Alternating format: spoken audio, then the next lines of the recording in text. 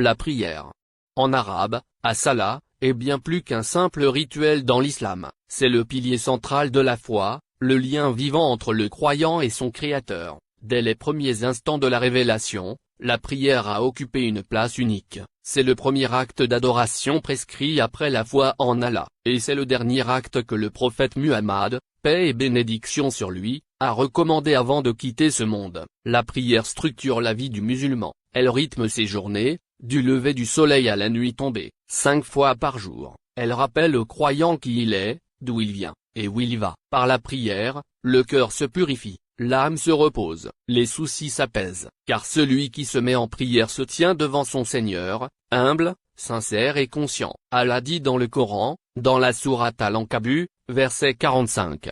La prière éloigne certes de la turpitude et du blâmable. Cela signifie que la prière n'est pas qu'un geste du corps, c'est une éducation du cœur et du comportement. Elle apprend la discipline, la patience et la gratitude. Celui qui prie régulièrement garde son âme connectée à Allah, et celui qui néglige la prière, c'est comme s'il coupait le fil qui le relie à la miséricorde divine. Le prophète, paix sur lui, a dit: la prière est la clé du paradis. Chaque prosternation est un signe d'amour, chaque mot récité est une lumière, et chaque prière accomplie avec sincérité rapproche un peu plus le croyant d'Allah. Alors, rappelons-nous, la prière n'est pas un fardeau, c'est un cadeau, un moment privilégié où l'on parle directement à celui qui nous a créés, celui qui nous écoute, et celui qui nous guide. Qu'Allah nous accorde la douceur et la constance dans la prière, et qu'il fasse de nos cœurs des cœurs qui trouvent la paix dans le souvenir de lui. Pause douce, assalamu alaykum wa rahmatullah, moins.